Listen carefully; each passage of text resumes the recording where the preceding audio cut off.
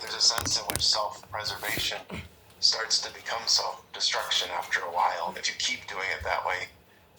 People who've never been in a Catholic church and are really feeling nervous and uneasy and, scared, I made sure that I turned on the lights and I would go out to try to greet them and make sure they knew where the room was. By the time I get out to go greet them, people are following me behind me, turning off the lights, right? That way, don't waste, Father's wasting money, it makes sense when you're in a survival situation, or even when I'm at home. Gosh, I have my lights off a lot. I know my way around, save money. But when you have guests over, you turn them on. If you go to Quick Trip, you don't have all the lights off, and we're saving money.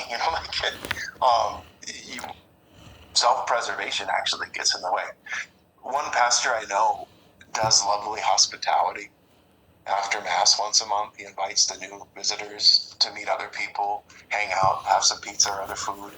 Well, he goes to do this the second month in the parish, and apparently a few of the longtime people were really upset that he was using their paper plates. And so they locked up the plates. So he goes to serve the food and there's no plates. So he bought his own plates, and then they lock those up. So 2 months in a row, he goes to serve the food and there's no plates. He called it Plategate, and he handles it well. He hasn't taken it personally. He's figured out a way to work around it. But you can just see, well-intentioned, for my great uncles, if you're in a concentration camp, it would make sense to guard your paper plates and not let anybody have them. They did things like that. It made sense. But when you're trying to grow a parish, self-preservation becomes self-destruction.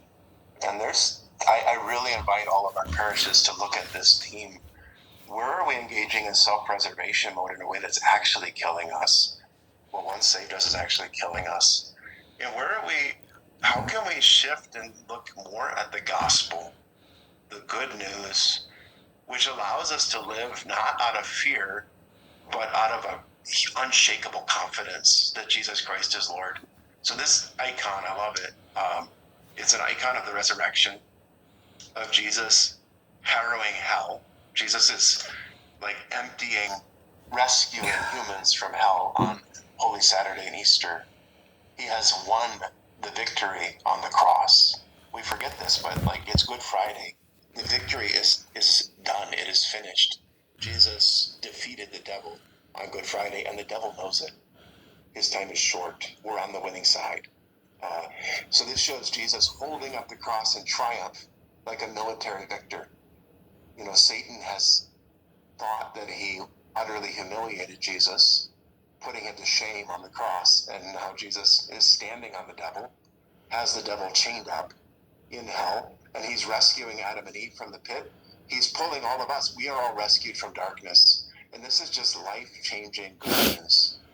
When we experience Jesus' liberation and healing and deliverance, salvation in this way, we still need to, do good works in the ongoing relationship, but he's won.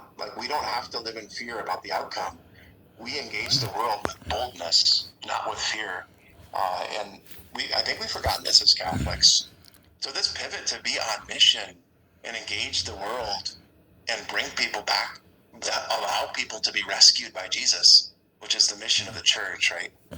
This document I forgot to mention at the beginning, really important. For those who are afraid about parish closings, 5 years ago, the Congregation for the Clergy, it's kind of a warning to some bishops who were a little bit eager to say, well, we're just going to merge these parishes and we're going to close these parishes and here's our abstract plan, reminding them they need to listen to people and really discern in each particular place what is truly good. They can't just impose an abstract plan. At the same time, self-preservation is also harmful. So the way that this document put it in summer of 2020, most of us missed the document then, but they talk about making a determined missionary decision in all of our parishes. Yes, actually, you change the structure of parishes, and then you change them again, and then you change them again. That's how being on mission in parishes always has worked through 20 centuries of the church, or whenever we started having parishes. You decide what is best to be on mission now. So you look at how we've been doing things. What are the most important things on our calendar? What do we talk about? How do we talk about things? What language do we use when we talk about things? My grandmother went to elementary school. She only died 2 years ago. And when she was a kid in Stevens Point, classes were in Polish. Preaching was in Polish. It's not now. Very different situation now than it was in the 1930s when she was growing up there. And multiple times our parishes have shifted and pivoted to do what is good now, to evangelize the world. And sometimes we just get in self-preservation mode and we forget why we're here, right? So on the one hand, bishops cannot impose things without really discerning and listening with their people to decide what is truly best to be on mission. On the other side, self-preservation is not what's some people are just going to say, well, don't make any changes, leave my parish the way it's always been. Well, it hasn't always been that way, first of all. And secondly, self-preservation will become self-destruction. We're not called to bury our talent in the ground and hide and protect ourselves. If we do that, actually, we will die. Jesus says that if we try to save our life, we lose it. But we're called to give for the sake of the gospel. And then there's growth that always can be happening. This quote is so important to reflect on at the end here when you have a chance. Pope Francis said this, and then it was in this document. This needs to bother us, that so many of our brothers and sisters don't have a friendship with Jesus. The world we're living in today, the communities that each of you live in, and tonight we have people from all over the 19 counties of our diocese. The majority of them don't have a friendship with Jesus. That's the place we find ourselves today. So many people don't have a community of faith supporting them. So many people don't have a sense of meaning or purpose in their life. And you'll see when you read the second set of questions about losses that are painful, by far the one that people mention the most is loved ones or people they know who no longer go to church, who don't have faith. This is something people are feeling the pain of. A lot of people are without a friendship with Jesus, either because they left the church or now, 3-4 generations later, they just have never known about who Jesus is. This is the world we're living in. What does that mean for us in parishes when this is what most people are experiencing? So the question I asked our priests and our deacons this summer, and the question I asked at all these in-person listening sessions this fall, was, what about the other 95%?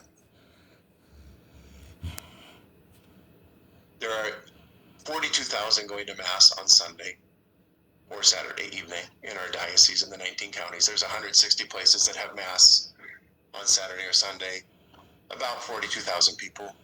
There are almost 950,000 human beings in our 19 counties. Now, some of those human beings go to other churches, and they would say, I definitely have a friendship with Jesus. I definitely feel a vibrant sense of meaning and purpose in my life.